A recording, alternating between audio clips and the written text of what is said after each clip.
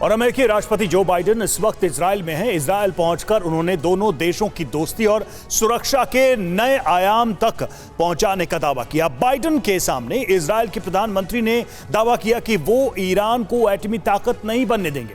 Iran के खिलाफ America और इजराइल की नई प्रतिबद्धता के बीच रूस के प्रेसिडेंट व्लादिमीर पुतिन भी मिशन मिडिल ईस्ट के तहत तेहरान जाने की तैयारी कर रहे हैं।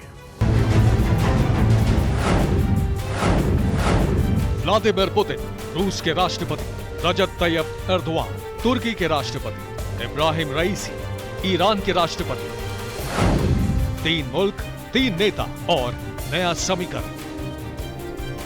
यूक्रेन वॉर के बहाने अमेरिका से जारी तनातनी के बीच प्रेसिडेंट पुतिन ये नया समीकरण तैयार कर रहे हैं। अमेरिका को चक्रव्यूह में घेरने के लिए president Putin mission middle east पर निकल रहे हैं। तेहरान में बैठकर दुनिया के सबसे ताकतवर मुल्क के खिलाफ नई रणनीति बनाएंगे।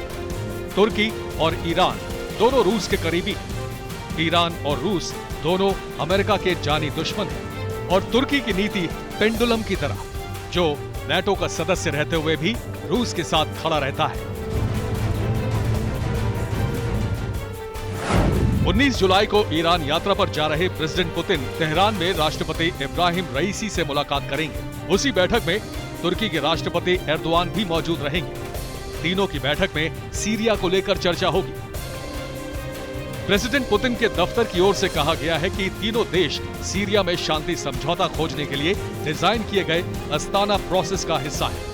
ऐसे में इन देशों के नेता एक साथ त्रिपक्षीय बैठक कर सीरिया को लेकर बातचीत करेंगे। रूस और ईरान सीरिया के राष्ट्रपति बशर अल असद के कट्टर समर्थक देश हैं। वहीं तुर्की फ्री सीरियन आर्मी और अन्य विद्रोही समूहों को सैन्य सहायता देता है। इसके बावजूद तीनों नेता साथ साथ मिलने वाले हैं। सीरिया में शांति स्थापित करने के नाम पर नई रणनीति बनाने वाले हैं, तो संकेत बहुत साफ है। यूक्रेन वॉर के बीच प्रेसिडेंट पुतिन का यह दौरा तब तय किया गया है जबकि super leader Joe Biden Israel पहुंच गए हैं। इजराइल में बैठकर Joe Biden Kuwait, Saudi, Bahrain और अबू धाबी सरीखे देशों को साधने की कोशिश करेंगे। उनकी इजराइल यात्रा को लेकर तैयारी बढ़ी है। सुरक्षा व्यवस्था अलर्ट पर है। अमेरिका और इजराइल दोनों ईरान के कट्टर दुश्मन हैं। अमेरिका रूस का सबसे पुराना दुश्मन है। अमेरिका और इजराइल के साथ तुर्की कभी दोस्त कभी दुश्मन वाले रिश्ते को निभा रहा है।